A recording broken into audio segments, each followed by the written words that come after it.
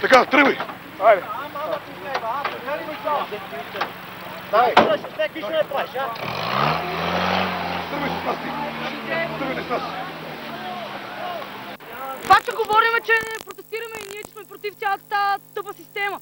Какво не мога да говорим, нали има право поне да ги храним, какви са тия глупости? Познавам го, гаджето ми е, току-що идваме, видяхме се преди малко. Кристиян. А защо го тръпне? Защо? И аз не знам защо, защото псуваме за това.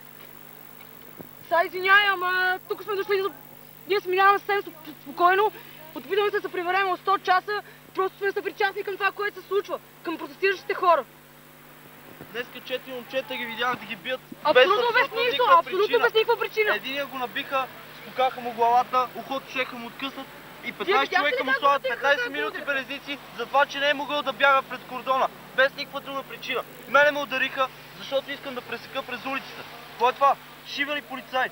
Преди малко аз съм момиче, минавам съвсем спокойно, господина полицай минава зад мене, абсолютно се едно мен ме няма, настъпиме няколко пъти, избутаме, каза ми, че съм малка пикова и въобще не ми било тук мястото и така нататък. Това, че си минавам спокойно, за да се превърна към къщата ми. Това момчето приятел ли ви е, което го хвана? Да, приятел ми е това гаджето ми. Тук минавахме съвсем спокойно по алеята, просто за да не се бутаме тук между полицаите. Минавахме.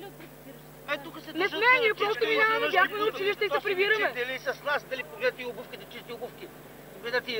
Аз идвам от училище, видяхме се с него и просто се прибираме към вкъщи. И те го хванаха. Хванаха го, защото сме казали 2-3 думи. Голяма работа сме казали 2-3 думи. Са, извинявай, ама... Това са пълни глупости. Какво не може да кажем или нещо ли? Нали сме дошли тук да протестираме, писал повечето, да не ние. Ама... Да бяхме хвърляли камъни, нещо както долу се е случвало, доколкото разбрах. Ние нищо не сме направили. Ми казаха към районното и го натикаха с тупаници и шутове вътре в патрулката. Е, това ни е системата просто. Никой нищо не ти казва, само бият и блъскат и се подиграват и голяма работа като са куки.